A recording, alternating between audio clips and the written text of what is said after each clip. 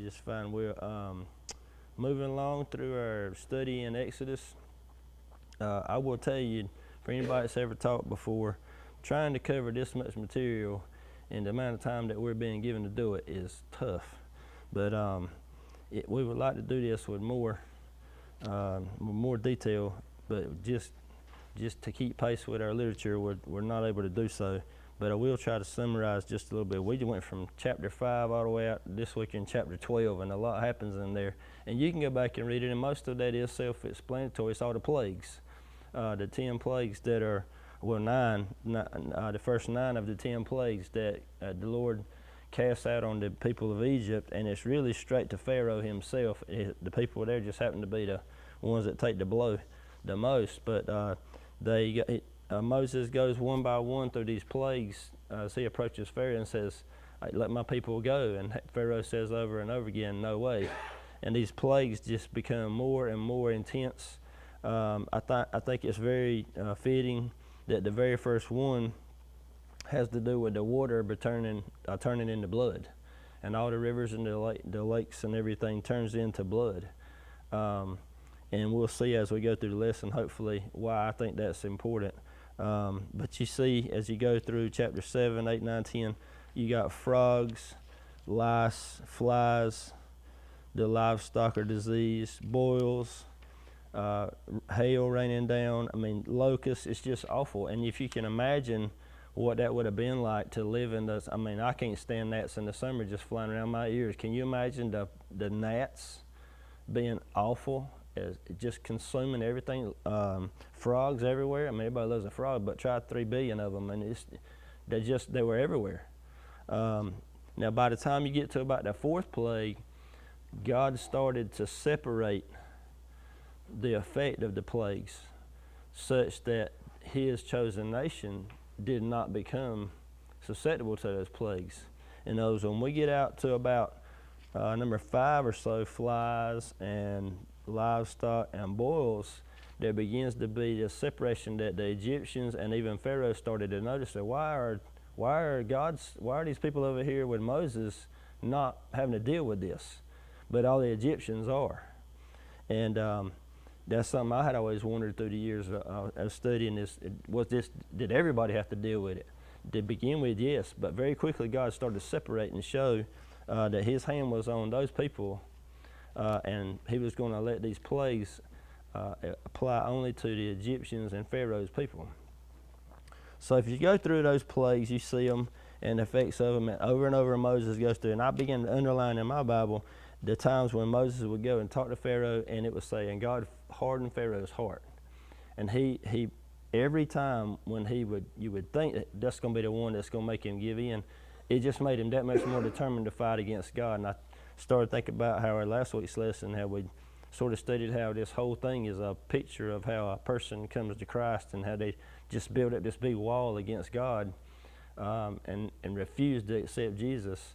But over time, he begins to break them down, and their life experiences to the place that they finally give in. And this is sort of a picture of that, as Moses comes on behalf of God, and Pharaoh is fighting against this whole thing on behalf of Satan. And Pharaoh's stubbornness and hard-headedness, and he keeps saying over and over how his heart was hardened. It says that the Lord hardened his heart, but if you read a lot of times, they'll say He hardened his heart, or his heart was hardened. And it was God.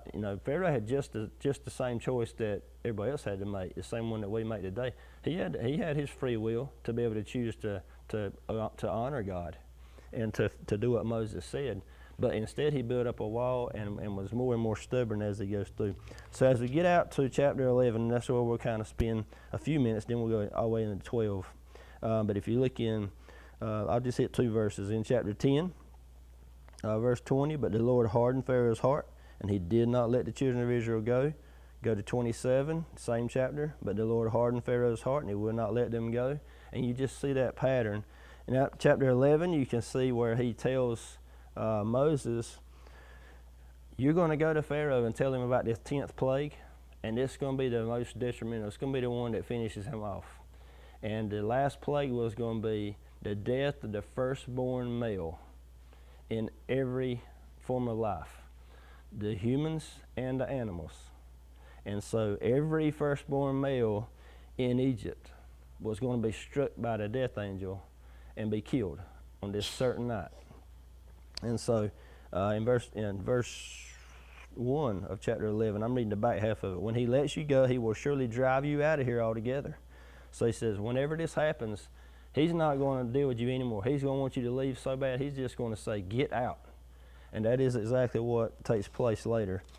He tells Moses in verse 5 there, chapter 11, and all the firstborn in the land of Egypt shall die. Go down to verse 9. I know I'm skipping a lot, sorry. But the Lord said to Moses, Pharaoh will not heed you, so that my wonders may be multiplied in the land of Egypt. And that's our big key to catch first, is that why is God going to do this? Why has he gone so far? And he's made it so incredibly hard on all these people involved, that so whenever the miracle does happen and he does lead these people out, and this act of the 10th plague where the firstborns die, it says there, so that my wonders may be multiplied. In other words, whenever this all happens, it's going to be clear, no doubts whatsoever, that God is the one that did this, nothing else. Okay, so it says right behind that, and the Lord hardened Pharaoh's heart. There it is again. All right, so he's told Moses what's going to happen. This firstborn is going to die. So now we're going to pick up in chapter 12, and we'll spend the rest of our time here. And I'm going to try my best in 21 minutes to get you all we can. All right, so now, verse 1, we're going to read a lot. Now the Lord spoke to Moses and Aaron in the land of Egypt, saying, this month shall be your beginning of months. It shall be the first month of the year to you. And those in here, we usually read out the CSB. This week I'm reading out of New King James, because there's a few words I want to make sure we hit. You notice he says, this is going to be the beginning of the year for you. It's going to be a first month to you.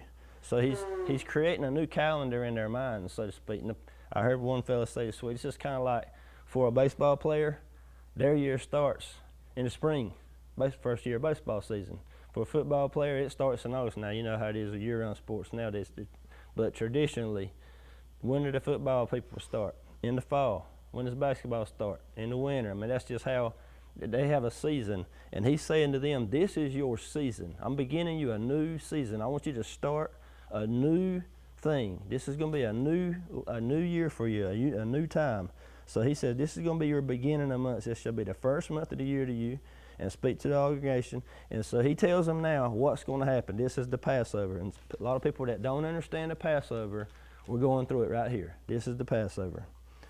On the 10th of this month, every man shall take for himself a lamb according to the house of his father, a lamb for his household. And if the household is too small for the lamb, let him and his neighbor next to his house take it according to the number of the persons. According to each man's need, you shall make your count for the lamb. Now let's stop. A couple of things. The first is, this is why I'm reading from New King James. In the CSB that we have in our class, it may not say these words exactly because it's been changed in translation slightly, but in New King James, it reads, on the 10th of the month, every man shall take for himself a lamb. It says a lamb. It's just an animal. It's a lamb. Go down further. According to his household, a lamb for his household. When if you get to verse 4, it starts to change. And if the household is too small for the lamb, let him and his neighbor next to his house take it according to the number of the persons. According to each man's need, you shall make your account for the lamb. So once it's been selected, now it's not just a lamb anymore, it's the lamb. Now, for those of you that love your pet, and you went to pick from a litter, let's say there's a litter of puppies, 10 of them, let's say you go but they're just dogs, they're just puppies. But once you pick one, it's the puppy. It's the one you chose. And it comes home with you. So now, read verse 5. Your lamb shall be without blemish. Okay, so you're starting to see, I hope, the significance of them choosing this animal. Okay, it says, it shall be without blemish, a male of the first year, and you may take it from the sheep or the goats. Now, just to catch up, this family, let's say there was 5 in this household. They were supposed to have enough for their household. So if a lamb would feed a lot of people, you're going to need more than 5 people to consume all this animal. So if you didn't have a house of 20, you would go share this animal with another house. And if we get on into numbers, you start to see where the rule is you get an animal that'll feed 10 people. And 10 was the number. If it didn't have at least 10, then you needed to share it with someone else. Okay? And if you think I better not say that yet. I'm going to get too far ahead of myself. So, but there choose this animal. So it says the lamb, or it says a lamb, then the lamb, then your lamb. So it's your family's animal. Now look at what's the next detail. We got him on the 10th day of the month. Okay, now verse 6 it says, now you shall keep it until the 14th day of the same month. Now I want you to think about this, all you moms and dads that has kids at home before. When you go get a puppy, how many days is it before the kids and the family is all hooked on this animal? It doesn't take long. Day 1 it's all new, day 2 that animal's gets, by about day 5, everybody's bonded, right? Everybody's connected. This is no longer just a puppy. This is our family member now. I mean, they get a bed with their name on it. You got collars made. You see what people do with their animals and how attached they get to them, okay? And the same thing would be with this. These people had sheep and goats everywhere. But once they went and picked one out of the pasture and put it in their house, and all of a sudden this little lamb's running around in the house and the kids are getting to play with it and everybody loves on it for 5 days. Now let's read what happens. Now you shall keep it until the 14th day of the month, and then the whole assembly of the congregation of Israel shall kill it at twilight. What a horrible story here. We just got to choose this little lamb. He comes in the house. We're all bonded to it, and now we've got to kill it. Why the time spread? Because now we've got to sacrifice. Now it's going to cost something. And we can think back, and don't have time to go in all kinds of detail, but think back to the very first family, Adam, Eve, Cain, and Abel. And whenever those offerings were made, even before then, when Adam and Eve sinned, and they tried to cover themselves with fig leaves, that didn't do the trick, did it? In order to cover the sin, the wrong, the betrayal, God covered them with animal skins. In order for there to be an animal skin, something has to die. And that's the first lesson we have of the payment of sin has to be with blood. Now think back to the first plague, and that's why it caught my eye. The very first plague was when the water was turned into blood. And that should have been a signal to everybody. Something about blood is important here. And we go through, now here we are, and we've got a picture of this whole system, this blood. We're going to go kill this thing, and now it's a cost. Do you remember Cain and Abel's offerings to God? Okay, and one brought some vegetables, and the other one brought the sacrifice, and it was accepted because it was a blood sacrifice. Okay, so it says on the 14th day the whole assembly is going to kill it as a congregation. This was meant to be something done within the home, within the family. It was something that was the first church in our lives, even though a lot of homes don't see it this way. But the first church in our lives is our home, our mom and dad at home. That's the first. We can go to that church every day, saying our prayers, saying the blessing before we eat. Our mom and dad teaching us the Bible, teaching us how to pray. That's our first church. It was Adam and Eve. They were instructed to lead. That's the first family. It was the very first institution that there was, is the family. And so this thing is meant to be done per family, per household. It says they're going to kill it at twilight. This was something neat, and I'm never going to get through all this. But twilight in those days was considered when the sun is up and starts to go down, and then twilight again when the sun goes down. What we call noon, just past noon, and then the evening. And some things may start to click here. When was Jesus killed? And when did he die? This noon to 3 or 4 o'clock thing. And we've got a picture of that very thing here. All right, and it says they're supposed to take some of the blood and put it on the doorpost and the lintel. And the doorpost on the lintel, those of you know what a door jamb looks like, you got 2 vertical pieces, and then your header piece, that's your lintel. And you've got a vertical piece on a horizontal piece, and that's a picture of the cross. And so they're supposed to take that blood and put it on the doorpost and the lintel. And it says they're supposed to eat the flesh at night, roasted in fire, not boiled. If you read it further, not boiled in water. They're supposed to eat the whole thing. The legs, everything. The head, the legs, entrails, everything. But it says it's supposed to be roasted in fire, not boiled. Why roasted in fire, not boiled? Because when Jesus was on the cross, there was no water that touched him. Instead, he got the wrath of God and just firing down his body over and over and over. It's kind of the same picture here. It says, none of it shall remain. In other words, when we take Jesus, we're supposed to take him all, not just part of him. And so we're starting to see similarities here in the Passover and Jesus Christ. Okay, so go on farther, and we get on down. Let's go down about verse 12. No, let's go to verse 11. And thus you shall eat it with a belt on your waist, your sandals on your feet, and your staff in your hand, so you shall eat it in haste. So they're supposed to do this in a hurry. This is supposed to be a fast event. Now, they're giving these instructions on what they're supposed to do for the Passover. Now, verse 12, he explains why. For I will pass through the land of Egypt on that night. I will strike all the firstborn in the land of Egypt. And against all the gods of Egypt, I will execute judgment. So not just against Pharaoh, but all these gods that they claim are so powerful. And this is going to be the play where God ultimately executes his ultimate power over everything for all to see. And then he makes this statement again that we've seen so many times already. I am the Lord. I am the Lord.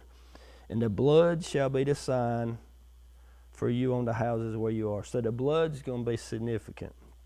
You can read over in 1 Peter, and there's a verse, I think it's 18 and 19. I should have looked it up. But it talks about where Peter says that the blood sacrifice is what is our ultimate redeemer. The blood is what's so important. And God shows us throughout the Bible, but in these stories that we're studying now, and in the New Testament, as Paul and Peter tell us, that blood sacrifice is required. And that throughout the Old Testament, millions of little animals were slaughtered to pay for their sins. But only one was sufficient to be eternal payment. That sin payment of killing a little lamb, it only lasted a little while. Later they would have, so every year they have that, what you've heard as the Day of Atonement. The Day of Atonement, it's the same thing. They would, and this Passover goes right along with that. All right, so let's go down, moving on. Verse 14, this day shall be a memorial, and you shall keep it as a feast to the Lord throughout your generations. So he's saying, I want you, when you start doing this, I don't want you to do this just this night. I want you to do this from now on. Every year, this is going to be a memorial so you can remember what is about to happen. And he even talks about unleavened bread, and we won't get into all the details of that because it takes a little while to explain. But leaven is what makes bread so good. It makes it rise. You got your yeast. But what leaven does is it's kind of gross. It puts bacteria into it. That's what makes it rise, and the bacteria is the yeast, and it makes it be leavened bread. Well, that bacteria, I mean, we've heard science class, bacteria in some cases is really bad. Okay, so they would have this remove the leaven, because in other words, when you do unleavened bread, because I want you to understand you're removing the bad in your life so that you can be clean again. All right, so move on. They're going to have a feast. Verse 17, you shall observe the feast of unleavened bread. For on the same day I will have brought your armies out of the land of Egypt. And in verse 18, in the first month, on the 14th day of the month, you shall eat unleavened bread until the 21st day of the month. So this will be a 7-day feast of unleavened bread. And a lot of people believe that when Jesus was crucified, that it was right there on the Feast of Unleavened Bread. And he was part of this Passover festival, because he was there for the Passover when he went into Jerusalem. Verse 22, now we're getting into our text that you have for your books. And you shall take a bunch of hyssop.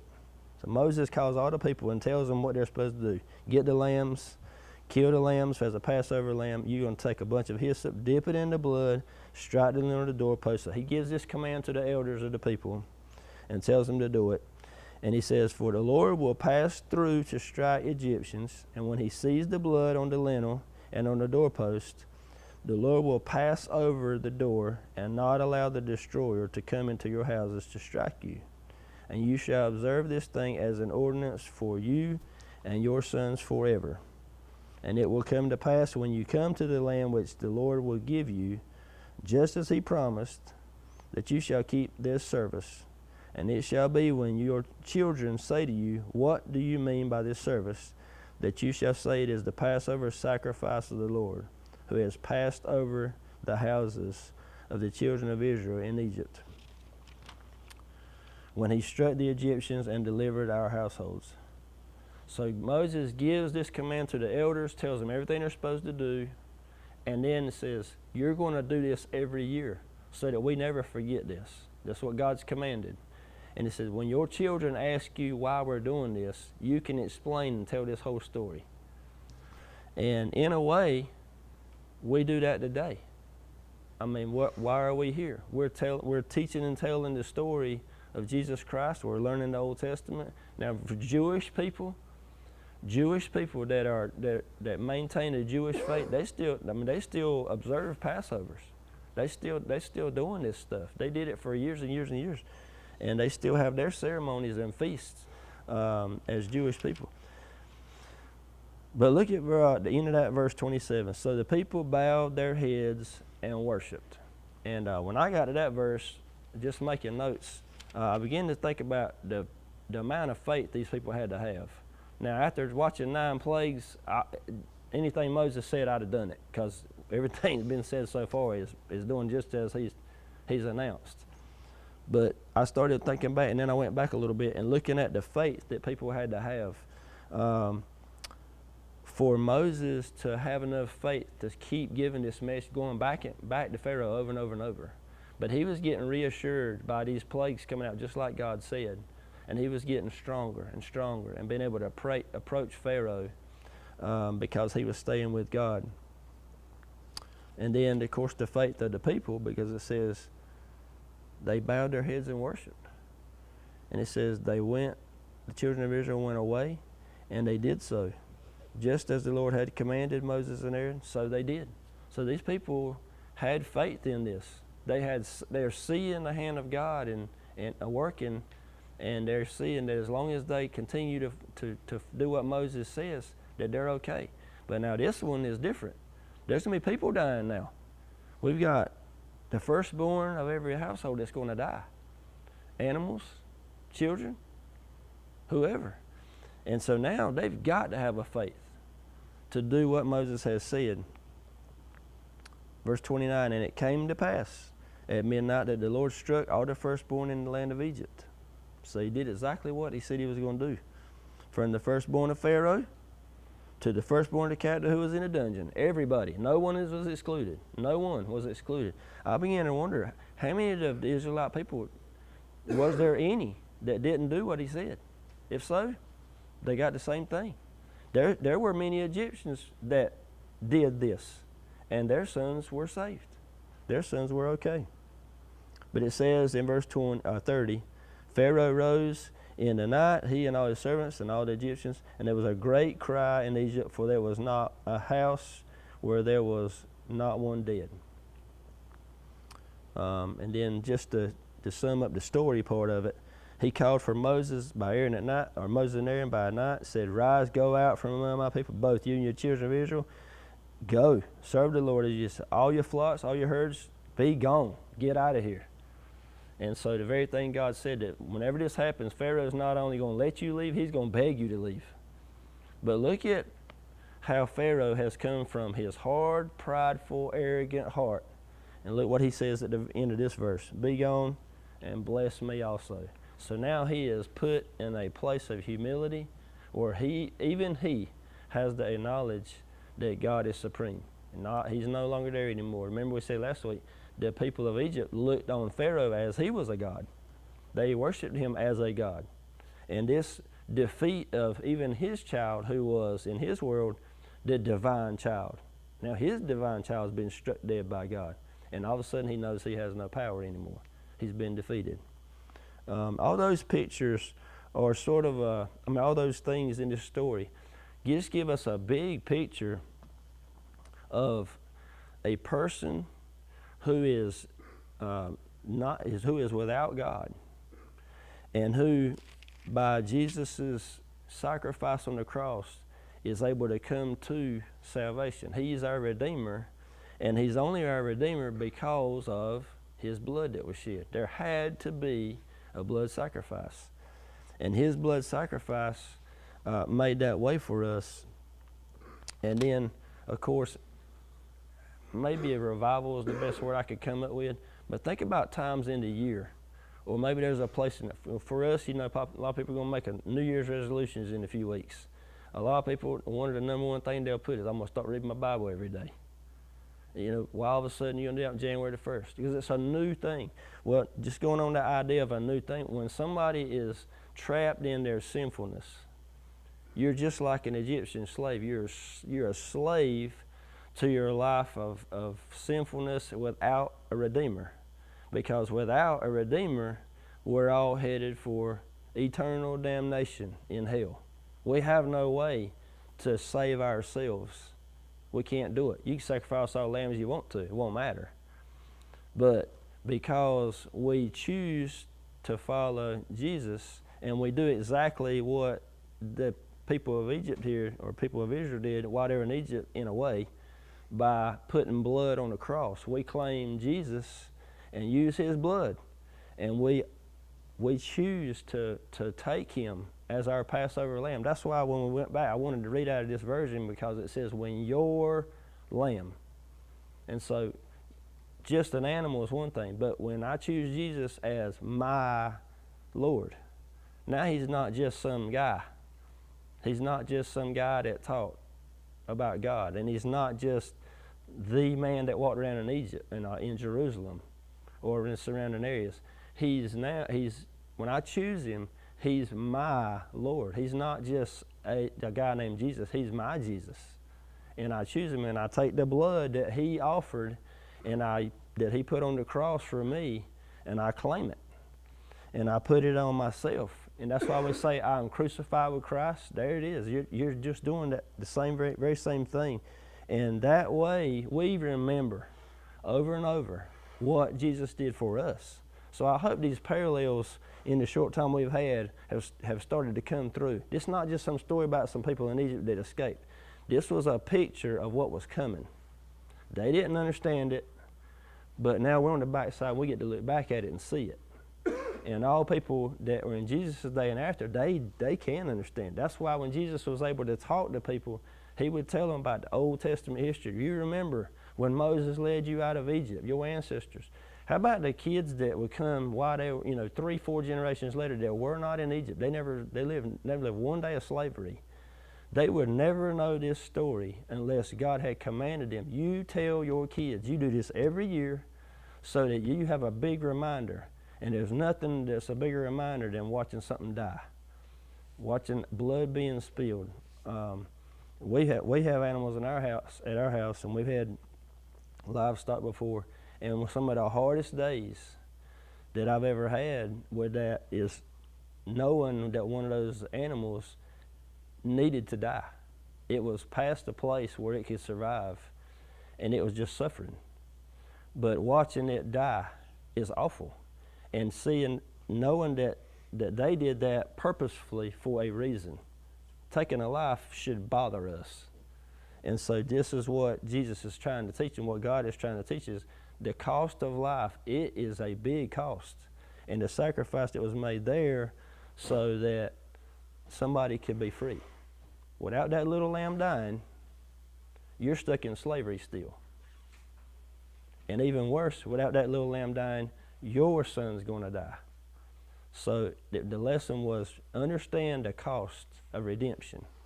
And so that's what Passover is. And so he's going to deliver them from Egypt, and this is the way it's going to happen. I had a lot more, and maybe we'll have time to go back into some of it. But just for me, catching the significance of what the Passover is and how it happened and what it means for the future of this nation, because they're going to get out later. If those of you know the story, they're going to cross the Red Sea. They're going to be free. They're going to be away from that. But guess what happens? Just as soon as they get over there, they start moaning, grumbling, and complaining. And part of why is because in verse 38 of that same chapter, a mixed multitude went up. They were not all Israelites. They had married Egyptians. We got mixed families. And there's a mixed multitude of people. And they're going to have to start dealing with that problem early. The grumbling and complaining.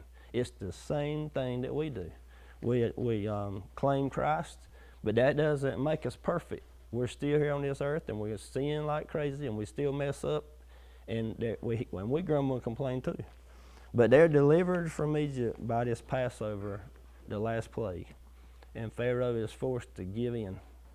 So we sort of rushed through it a little bit, but anybody got any quick comments or questions you'd like to add to it? Anything you saw? Okay. All right. Let's have prayer, and Ed,